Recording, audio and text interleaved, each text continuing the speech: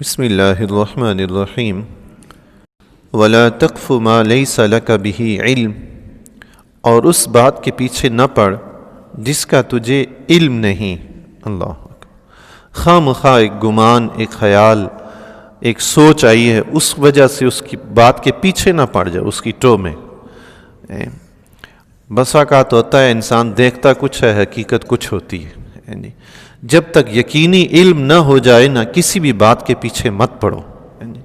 بہت ساری چیزیں اہل مکہ چونکہ اپنے آباء و اجداد کے پیروکار تھے تو اس لیے شرک میں مبتلا تھے، اور ان کے پاس کوئی دلیل نہیں تھی کہ ان بتوں کی بھی عبادت کرنی ہے، لیکن چونکہ آباء و اجداد کو دیکھا تو وہ کر رہے ہیں تو ہم بھی کر رہے ہیں، دلیل ان کے پاس کوئی نہیں تھی۔ آباء و اجداد اگر کسی دلیل کے مطابق کام کر رہے ہوں تو پھر تو آباء و اجداد کی پیروی کرنی ہے۔ افسوس ہے کہ اللہ تبارک و تعالی علم کی سمجھ عطا فرمائے۔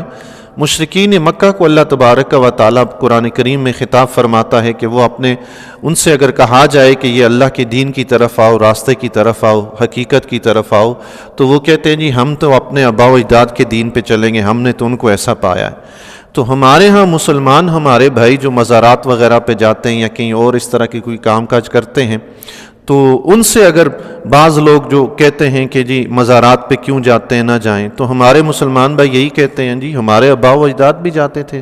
تو وہ کہتے ہیں جی مشرکین مکہ بھی یہی کہتے تھے، تم اپنے آباء و اجداد کی پیروی کرتے۔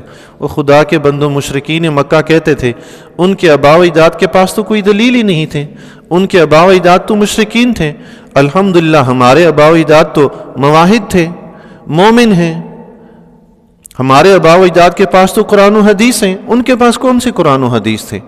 تو ہمارے آباء و اجداد کو مشرکین کے ساتھ جوڑنا، خدا کے بندو اللہ تمہیں ہدایت نصیب فرمائے۔ تم اپنے ماں باپ کو جوڑتے ہو تو ہم تمہیں کچھ نہیں کہتے، یہ تمہارا اپنا قصور ہے کہ تم اپنے ماں باپ کو مشرکین کے ساتھ جوڑو۔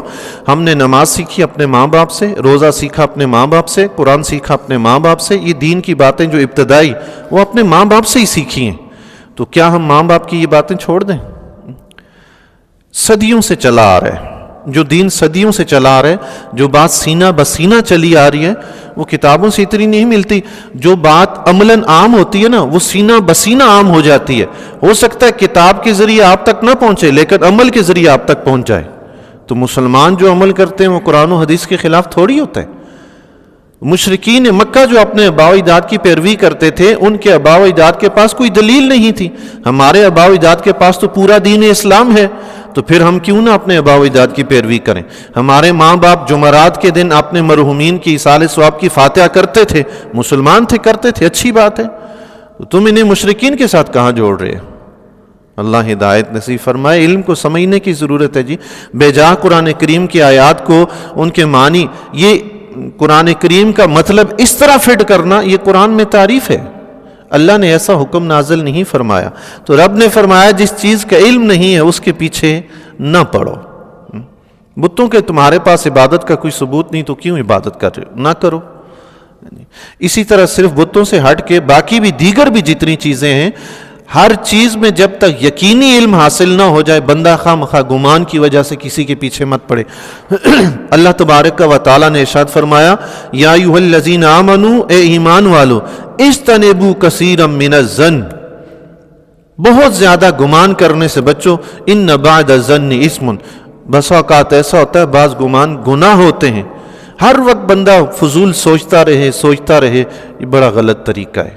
جو چیز نظر آئے اسی کے متعلق بندہ غور و فکر کرے، نظر نہیں آتی، کسی کا پتہ نہیں ہے، اس کے پیچھے نہیں پڑنا چاہیے۔ میں نے یہیں پاکستان کا ایک واقعہ پڑھا تھا، پاکستان میں رونما ہونے والا ایک واقعہ۔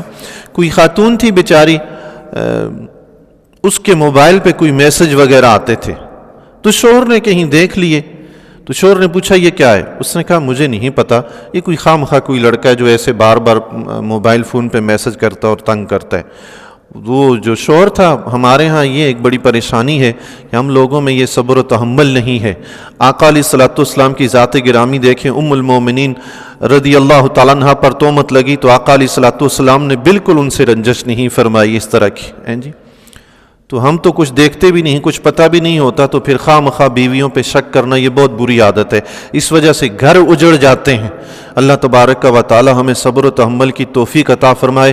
ہمیں سوچنا یہ چاہیے کہ اگر میری بیوی سے غلطی ہوئی ہے، میں بھی تو غلطی کرتا ہوں، میں بھی تو کرتا ہوں نا، میں اپنے آپ کو برداشت کر رہا ہوں، اپنے بیوی کو بھی برداشت کروں۔ بس اوقات ہو سکتا ہے بیوی میں غلط عادتیں بہت، پھر مسئلہ یہ ہے بھائی، یا تو شرافت سے رکھ لو، اس کے اس عمل کو برداشت کرو، نہیں تو طلاق دے دو، بات ختم۔ لڑائی جھگڑا کس بات کا؟ اس کو خواہ مخواہ مارنا پیٹنا، یہ کہاں سے حق آ گیا کہ بندہ بالکل حد سے گزر جائے۔ اس بچی کے متعلق میں نے پڑھا، وہ خاتون بیچاری شوہر کو منع کرتی رہی کہ نہیں میں نے کچھ بھی نہیں کیا، میرا کوئی قصور نہیں ہے، لیکن اس نے ان کے بھائیوں کو فون کیا، تمہاری بہن ایسی ہے ویسی ہے، یہ ہے وہ ہے، میں یہ کر دوں گا، میں وہ کر دوں گا۔ اس کے بھائی جناب اور والدہ پتہ نہیں والد دوڑتے ہوئے وہاں سے آئے، سیدھے ان کے گھر پہنچے، اور بہن جو ہی سامنے نکلی تو وہی گولیاں پھڑکا دی، بہن مر گئی۔ یہ کون سی غیرت ہے بھائی؟ رب فرماتا ہے زن کے پیچھے نہ جاؤ، تم نے کیا دیکھا، تمہارے پاس کیا دلیل تھی؟ اللہ کے نبی علیہ الصلوۃ والسلام نے تو یہاں تک تعلیم ارشاد فرمائی، کسی صحابی نے پوچھا یا رسول اللہ میں اپنی بیوی کو غیر مرد کے ساتھ گناہ میں مبتلا دیکھوں تو کیا میں گواہ تلاش کرنے کے لیے جاؤں؟ اللہ کے نبی نے فرمایا ہاں، قتل کی اجازت نہیں دی، فرمایا ہاں جا کے گواہ تلاش کرو، پہلے گواہ ڈھونڈ کے لاؤ جو دیکھ کے گواہی دیں کہ ہاں یہ بدکار عورت ہے۔ اس وقت بھی قتل کی اجازت نہیں، بات بات پہ خواہ مخواہ جناب گھر والوں کے ساتھ اس طرح پریشانیاں۔ میں نے اپنے بزرگوں سے سنا ہے، ہماری زبان ہند کو ہے، اس کا مقولہ ہے جن گھروں میں ترس ترس لگی رہتی ہے ان گھروں کے گھڑوں کا پانی بھی خشک ہو جاتا ہے۔ یعنی جس گھر میں ہر وقت لڑائی جھگڑے تو تکار رہتے نا، وہاں سے برکت بالکل اٹھ جاتی ہے، نحوست آتی ہے، حتیٰ کہ اس گھر میں پانی کا قطرہ بھی باقی نہیں بچتا، یوں کہتے ہیں بزرگ۔ تو یہ ہر وقت کے لڑائی جھگڑے اچھے نہیں ہیں میرے بھائی، جب تک کوئی یقینی علم نہ ہو۔ یقینی علم ہونے کے بعد بھی آپ کو یہ اجازت ہے، رکھنا ہے تو رکھیں، نہیں رکھنا تو طلاق دے دیں، لڑائی جھگڑے مت کریں۔ ایک شخص حضور علیہ الصلوۃ والسلام کی بارگاہ عالیہ میں حاضر ہوا، اپنی کنیز کی شکایت کی، یا رسول اللہ اس میں یہ برائیاں ہیں، تو آقا علیہ الصلوۃ والسلام نے فرمایا اسے بیچ دو، چھوڑ دو۔ بیوی کا یا کنیز کا؟ اس نے کہا واللہ تعالی عالم ورسولہ عالم۔ آقا علیہ الصلوۃ والسلام نے فرمایا اسے چھوڑ دو۔ کہنے لگا نہیں یا رسول اللہ وہ خوبصورت ہے، مجھے بہت اچھی لگتی ہے۔ فرمایا پھر برداشت کرو۔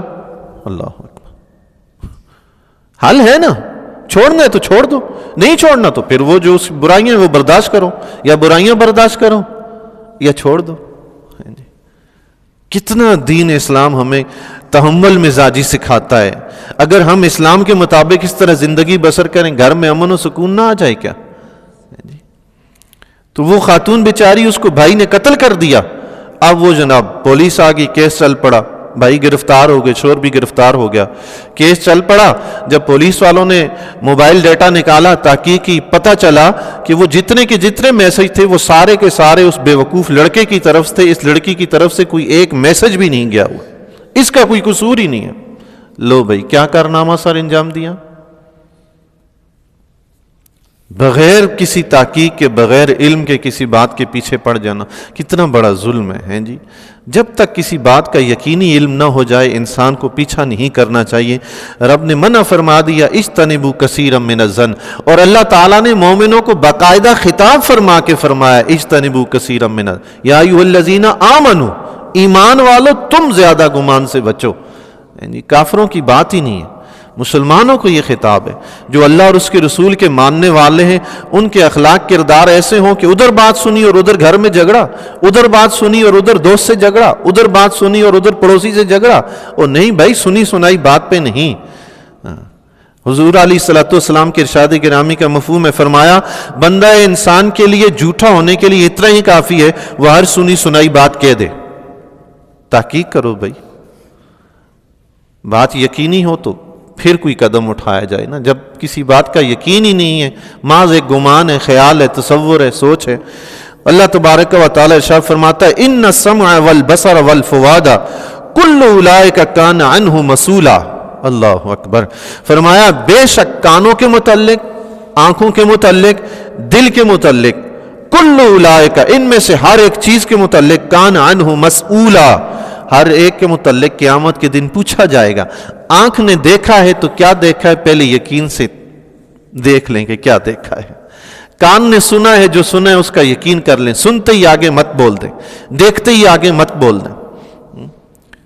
ایک موبائل پہ واٹس ایپ پہ ایک میسج آیا, وہ انسان کے اس طرح کا تصور, پلیٹیں سی بنی ہوئی تھی, کبھی دیکھیں تو وہ الٹی نظر آئیں, کبھی دیکھیں تو سیدھی نظر آئیں.